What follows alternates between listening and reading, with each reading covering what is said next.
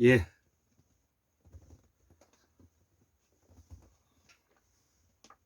2022년 10월 13일, 음력으로는 9월 18일인데요. 아침 7시 20분이 되었습니다. 저는 지금 8시에 제가 아, 손님을 관리해야 되는 이제 한 40분을 앞두고 부랴부랴 뭐냐면 제가 이 글을 적었던 내용을 제가 유튜브 동영상을 올려서 특히 저와 가깝게 지내는 지인에게 이 내용을 알리고자 하는 그런 마음이 있어서 이렇게 그 동영상을 올리게 되었습니다. 앞전에 한국문명학술은 그, 그 특집으로 10강을 했고요. 그 오늘부터는 보살 사상은 도대체 언제 시작해서 어떻게 어떤 철학과 사상과 신앙을 갖고 있는가, 그리고 이 보살 사상은 언제 어떤 문화에서 이게 그 형성되었고, 또 이 보살 사상은 부처 사상과는 어떻게 다르고, 또 이 보살 사상이 가지고 있는 궁극적으로 우리가 학문하는데 어떤 도움이 되는가, 이런 것들을 점차적으로 한번 이렇게 글을 적어서 어, 올려보고자 합니다. 이번에 이 보살 강의도 한 10강 정도로 한번 해볼까 하는데요.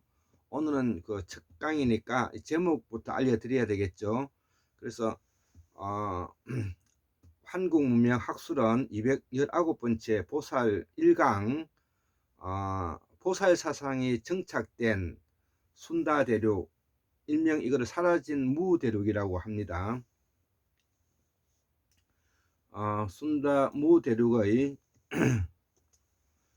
국화는 이제 연꽃이죠. 우리가 불교에서 쓰고 있는 연꽃이 보살사상에서 나왔죠. 말은 카라마라 마야라고 하는데 이거를 우리가 산스크리트 또 버무라고도 합니다. 삶을 긍정하고 행복, 또 도를 일상으로 했다. 이것이 이제 보살사상의 이제 키워드가 되겠습니다. 자, 그러면 보살 강의에 대해서 강의를 한번 해보도록 하겠습니다. 그래서 이 보살 사상은 그 우리말이 수수만 년 된 말이니까요. 본래 태어난 본성대로 살아라, 이 말이 이 보살의 원뜻입니다. 이것을 본디 그렇게 살아라는 말을 우리가 산스크리트는 우리말을 그대로 적은 것이기 때문에 산스크리트로 보디사뜨바가 되는 것이고요. 보디사뜨바를 또 한자식 발음으로 뭐냐면 해야 되기 때문에 그거를 보리살타라고 하는 겁니다. 보디사뜨바가 보리살타가 된 거죠. 그 보리살타가 다시 너무 기니까 이제 줄여서 보살이라고 하는데요. 이렇게 보살 해가지고는 그 원뜻을 이해하기 어려운 것입니다. 그리고 지금 기존에 있는 많은 불교계에서 보살 강의를 하고 있지만 그 보살이 가지고 있는 원뜻을 제대로 설명할 수 있는 사람이 없다. 저는 그렇게 보고요. 자, 그래서 이 범어는 산스크리트라고 하고 또 북방 실다모라고도 한다는 것이죠. 우리가 남방에 있는 또 산스크리트 실다모가 있죠. 그거를 우리가 데바나가리아라고 그럽니다. 지금 현재 인도에서 쓰고 있는 말이 말인데요. 그 또 문자인데요. 그걸 데바나가리아라 그러죠.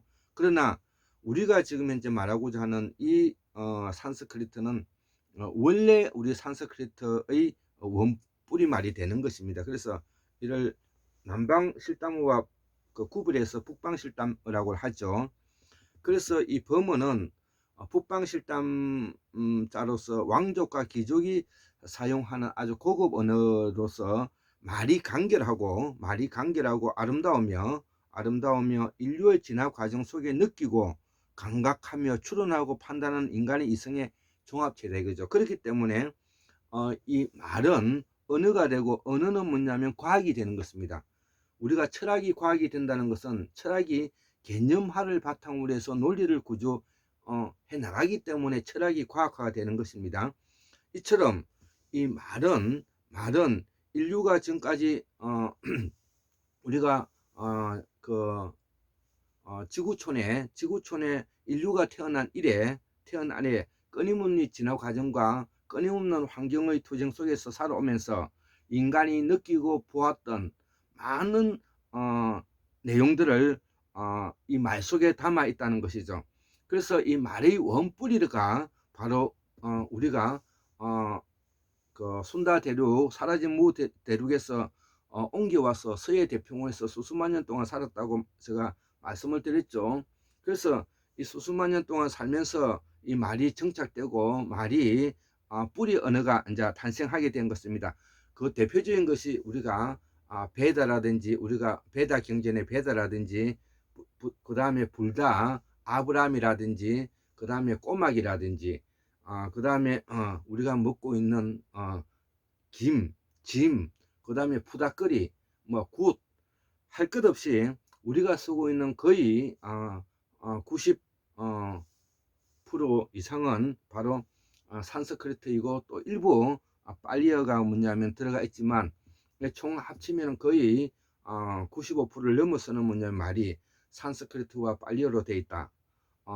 그렇게 이제 알고 있으면 될 것 같습니다. 그래서 학문을 하는데 한자만 가지고 공부를 하는 시대를 끝내야 된다. 그리고 영어만 가지고 해석하는 시대도 끝내야 되는 것입니다. 그래 가지고는 우리가 알고자 하는 학문의 깊이를 이해할 수가 없는 것입니다. 학문의 깊이는 우리가 수수만 년 동안에 써왔던 말들을 우리가 이해함으로써 그 학문의 깊이를 더해가는 것입니다. 예를 들어서 불교에서 우리가 번뇌를 떨쳐버리자 그러죠. 번뇌를 떨쳐버리자는 뜻은 우리 전라도 말 중에서 우리가 어떤 고민이라든지 어떤 문제가 있을 때 그것을 뭐냐면 떼어버리자라는 말이 있죠. 떼어버리제. 예, 떼어버리자는 것은 뭐냐면은 어떤 고민과 어려움을 떨쳐버리자는 말과 같은 것입니다. 그래서 그거를 한자로 바꾸면 우리가 번뇌가 되는데요. 우리는 번뇌라고 말을 하는 것도 이해가 되지만, 그보다는 더 좋은 것이 뭐냐면은 나에게 있어서 여러 가지 고민스러운 문제와 매우 뭐냐면 혼란스러운 내용들을 나로부터 제거하는 것을 떼어버리제라고 하지 않습니까? 그래서 이 떼어버리제라는 이 말 자체가 바로 불교 용어의 원뿌리가 되는 것입니다. 자, 그래서 우리가 출가라는 뜻도 우리는 한자로 번역하면 집을 나간다는 뜻이 되겠지만, 원 뜻은 우리의 번뇌와 고민을 떨쳐버리기 위해서 가는 것을 우리가 뭐냐면은 출가라고 하는 것입니다.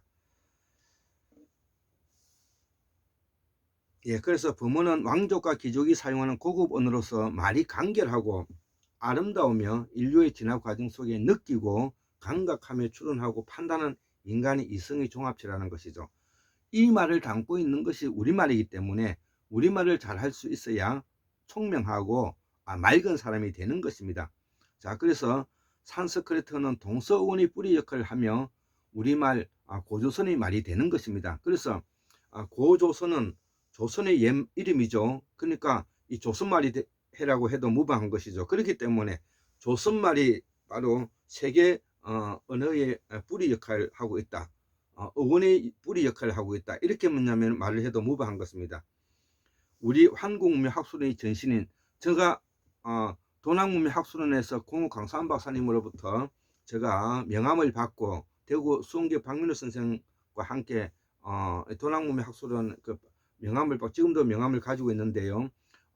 여기에서 뭐냐면 제가 오른체 동학문명학술원 이름으로 해 오다가 이제 공우 강산 박사님께서 몸이 불편하고 여러 가지 어떤 좀 또 사정이 몸이 안 좋으시고 그래서 제가 이후에 동학보다는 한국이라는 이름을 붙이는 게 더 좋을 것 같아서 저는 지금 현재 한국문명학술원이라는 이름으로 지금 현재 연구를 거듭하고 있습니다. 그래서 이 한국문명학술원의 학술원의 전신인 도남문명학술원에서 국무광수한 박사님과 많은 대화를 주고받았던 내용을 종합해서 지금 정리하고 있는 것입니다. 그리고 계속 공부를 하면서 우리말이 고조선말이라는 것을 확신하게 이르렀고, 그 이유는 산스크리트의 뿌리말이 바로 우리가 지금 쓰고 있는 우리 팔도 사투리이기 때문이라는 것이죠. 그리고 특히 연해주 간도에 살고 있는 사람들이 말이기도 하다는 것이죠. 연해주 간도 기타 이 만주, 여진, 주신, 조선, 말과 음유, 거라는 모두 우리와 유전자가 완전 일치합니다. 그래서 조선은 주신이라고도 하는데 여진, 음유, 말갈, 숙신, 만주가 다 같은 유전자를 가진 C형 유전자라는 것이죠. 이들이 한국사의 강력의 원주인은 원래 아닙니다. 원래 한국사의 강력의 원주인은 누구냐면은 D형 유전자를 가지고 있는 조몽인들인데요.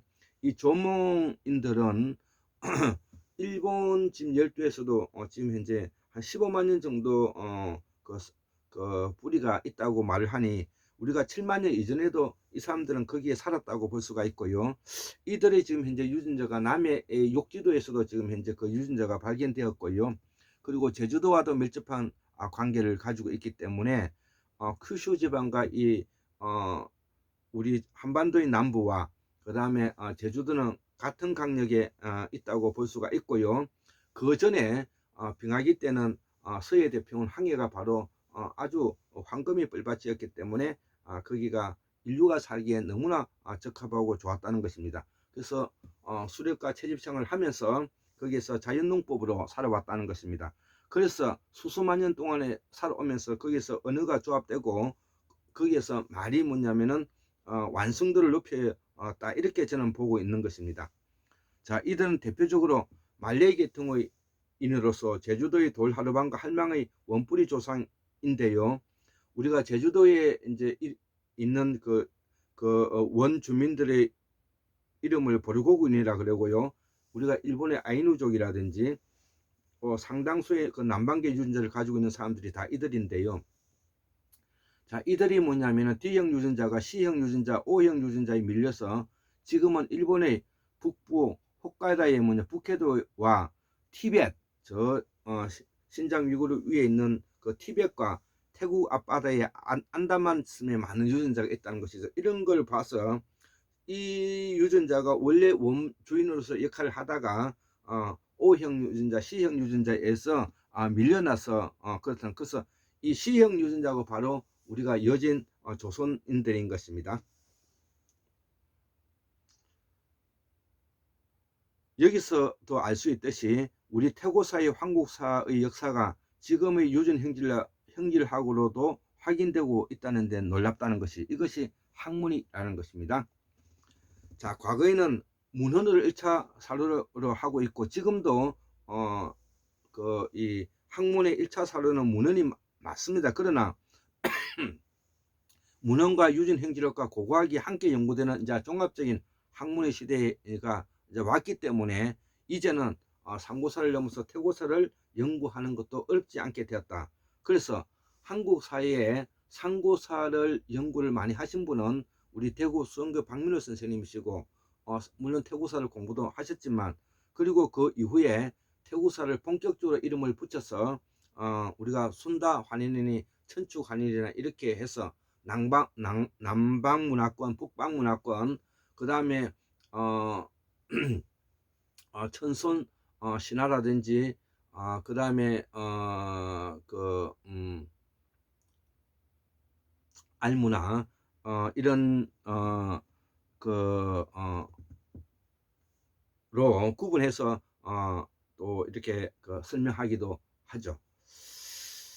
자, 그래서 제주도의 돌하루방과 할망이 있는데 이 콜롬비아 신전에 똑같은 모양의 수호신의 1만 5천 년의 역사를 가지고 있다는 것이죠.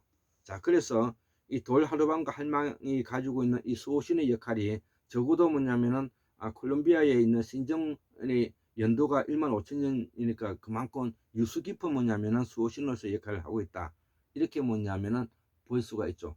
예, 앞에서 잠깐 제가 기는데 북방에서는 천손신화를 하고 남방에서는 알신화라기보다도 난생신화라고 하죠. 예, 제가 고쳐 드리겠습니다. 자, 그래서 세계 최초로 토기를 만든 사람도 우리가 뭐냐면은 이 D형 유전자를 가지고 있는 조몽이라는 것이죠. 자, 그러면 젊은 토기를 가지고 있는 이 조몽인들은 문명이 없었는가? 있었죠. 그렇지 않다는 것이죠. 그들은 미개하기만 살았는가? 그렇지만 않다는 것이죠. 토기를 만들어서 산다는 것은 불을 사용해서 음식을 익혀 먹을 수가 있었다는 뜻이 되는 것이죠. 그렇지 않다는 것. 이때 보살사상이 없는가? 그렇지 않다는 것이죠. 그때도 보살사상이 다 있었다는 것입니다. 자, 보살사상이 신화화된 것은 순다대륙 사라진 무대륙 때 있다. 자, 이를 우리는 이후에 이제 환인이라고 부르죠. 소위 말하는 이 환인은 지혜가 밝은 자를 말하는데 우리 한국 문명학술의 이름을 순다환이라 하고, 이때 보살은 보살 신앙화되었는데 이를 우리가 무문화라고 한다는 것이죠. 자, 무문화는 적어도 수만 년 동안 유유히 내려온 정신문화이라는 것이죠. 이때 사상이 바로 보살 사상이라는 것입니다. 보살 사상의 큰 특징은 현실을 기반으로 한다는 점이고 일반 생활인의 삶을 긍정한다는 데 있다는 것이죠.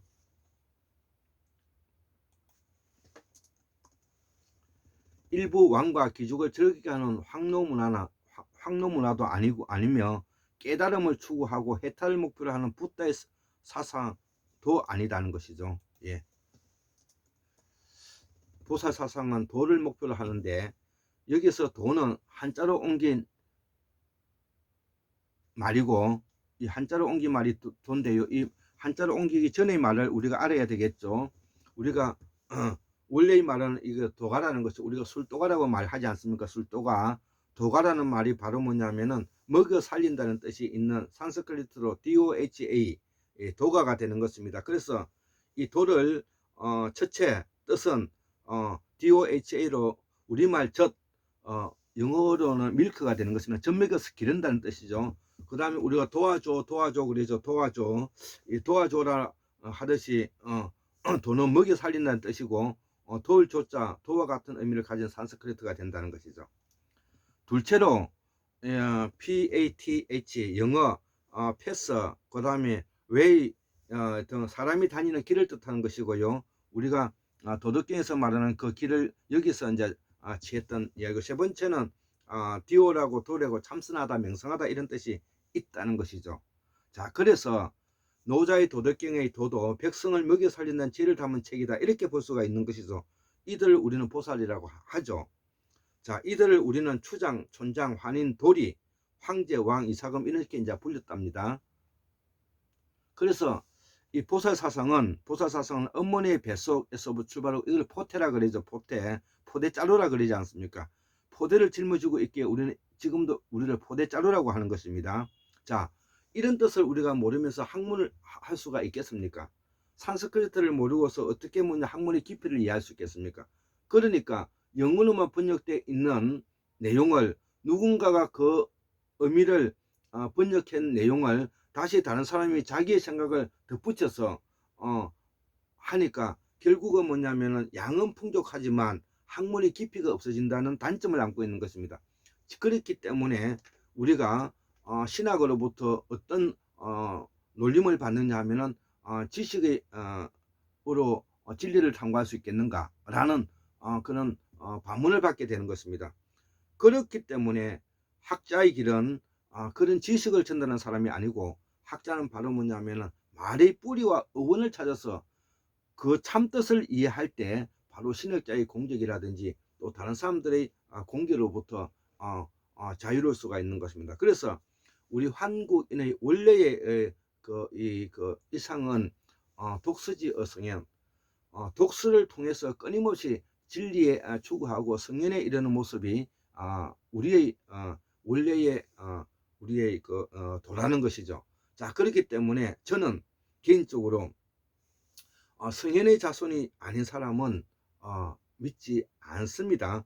성현의 자손이라 하는 것은 역사적 과정 속에서 어렵고 힘들 때 국가를 위해서 목숨을 걸고 또 학문을 충실히 하고 해서 그 후손들에게 기감이 되는 사람들을 우리가 성현이라고 하는데, 이수신 장군이라든지 강감천 장군이라든지 강희식 장군이라든지 안창호 선생이라든지 뭐 김대중 선생이라든지 우리가 백기환 선생이라든지 그 다음에 함석근 선생이라든지 이런 훌륭한 뭐냐면 사람들이 있죠. 이런 사람들을 우리가 성현이라고 보는 것입니다. 그래서 성현은 자손들은 배반하는 일이 없고 성례의 자손들은 종교에 빠지지 않을 것이며 성현의 자손들은 국가를 뭐냐면은 이끌어가는데 공정하고 정의로운 사람이 되리라 저는 확신하기 때문에 그렇습니다. 자, 그래서 엄마의 젖을 먹고 자란다는 것이죠. 젖은 우유죠. 젖은 술도가에서 나오는 술찌개가 만들어내는 생명 덩어리죠. 효모가 살아 숨쉬는 영양 덩어리다. 이것은 그렇기 때문에 돈은 우리 사람을 먹여 살린다는 것입니다. 그래서 인간은 토템 사상에서 보살 사상이 나오게 돼서 토템이라는 것은 바로 포유류를 뭐냐면 바탕을 하고 있는 사상이지 않습니까? 우리가 엄마의 젖을 먹인다는 것은 포유류의 상징적인 것이죠. 그래서 인간은 토템 사상에서 보살 사상이 나오게 되고 그 구별이 바로 인간의 이성이라는 것이죠. 이후에 초자연적인 문제를 해결하기 위해서 정령신앙이 나왔는데 이 정령신앙은 다령다신 신앙이 돼서 이 정령신앙이 나왔다는 것은 바로 인간의 보살사상 이후에 다령다신신앙이 나오게 되었고 보살사상에서 가장 핵심적인 초월적이고 초자연적인 요소의 사태로서 일어나는 대상을 바탕으로 할 때 다령다신의 영원성을 우리가 믿지 않을 수가 없는 것입니다. 자, 샤먼은 북방 문화에서 발견되는 천손 신화와 밀접한 연관성이 있고 그래서 이 사면의 원뿌리는 그 연해주 간도 위에 시베리아에 있는 북방 동부 시베리아에 있다는 뜻이 되는 것입니다. 이는 계급이 발생하고 있는 증거가 되고요.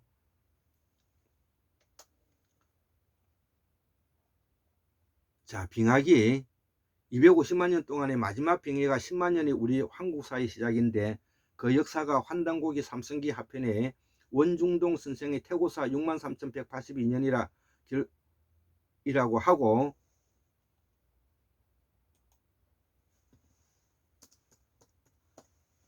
그 다음에 율곤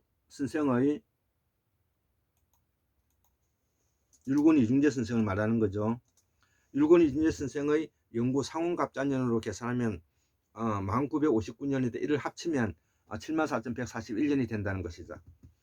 인류는 이성을 가진 존재이기에 나 자신 속에 도덕과 윤리가 내재되어 있어서 스스로 계층을 만들어 버린다는 것이죠. 자, 그래서 보살사성이 나오게 되었고 이후에 상고사를 가면서 계층은 계급으로 가면서 착취가 이루어지게 되죠. 계층의 시기를 원래부터 인간이 가지고 있는 그 착취성을 가지고 있는 것이 아니라 상고사로 넘어가면서 계층이 계급으로 바뀌면서 착취성을 가지고 있다는 것이죠. 계층의 시기를 태고사라고 하고 계급의 시기를 우리가 상고사라고 한다. 칼막스는 이를 원시 공동사회로 불렸고 봉건 공동사회라고 부르기도 했다는 것이죠. 이와 함께 재정 분리 사회로 넘어오게 되는데 이제 상고사로 넘으면서 재정이 분리가 되잖아요. 무문화를 이끌어가는 사람인 주역이 바로 무성이라 하고 일반인을 우리가 속세에 있는 중생의 생활인들을 우리가 무속이라 한다 이거죠. 이 말은 이때 이미 계급이 분화되었다는 뜻이 되겠고 엄밀히 말하면 계층이라기보다는 계급이라 표현해도 무방할 것이다. 보살사상이 인류의 출발점으로 계층의 분별이 있기 때문이다. 그 분별은 인간의 내면 속에 보살사상이 있다는 증거가 된다. 이를 산스크리트로 보디사트바라고 하고 이 말 속에 우리는 도덕준칙이 자리 잡고 있다는 것이죠. 여기에 뭐냐면 칸트의 생각을 제가 첨가했습니다. 그래서 도덕준칙은 내 자신 속에 있다는 것이 보살사상의 핵심이라는 것이죠. 이것이 이성작용을 말하고 그러나 동물도 생각은 있지만 도덕이 자리 잡지는 못한 것이다. 이는 모든 동물이 본능이기 때문이다. 이것이 뭐냐면 칸트가 지적해냈던 가장 핵심적인 내용인 것입니다. 생각해보자. 부처사상의 잠깐은 중생을 속일 수 있어도 영원히 속일 수가 없죠. 그 이유는 이렇다는 것이죠. 부처사상은 자기 혜택을 목적으로 한다는 것이죠. 이를 깨달음이라 하는데 시다르타가 한 것이 겨우 깨닫고 난 후에 42년 동안 보살행위 한 것이다 이거죠. 시다르타처럼 처음부터 금수저가 굶어보는 것하고 처음부터 곤란한 중생이 언제 깨닫게 되며 그리고 보살행위로 살면 그만한 가치가 있을까? 예, 그래서 우리가 이런 함정에 빠지면 안 된다는 것입니다. 보살행위는 인간이 태어나면서 진행되는 것이다. 자기의 본성에 따라 살아가면 그 자체가 깨달음이요 그 자체가 보살행위다. 이들 두 집단이 남긴 문자 권력이 우리말에 남아있으니 그 많은 문자의 나이는 허망할 뿐이다. 한자에서 벗어나서 우리말의 참뜻을 찾아야 학문의 길에 들어서는 것입니다. 예, 제가 지금 45분이 됐는데요. 이제 바삐 이제 움직여야 제가 되겠습니다. 그래서 제가 말을 좀 빨리 했습니다. 그리고 74,141년 1959년 2022년 10월 13일 오늘 목요일이죠. 골장 김태수 올립니다. 예, 감사합니다.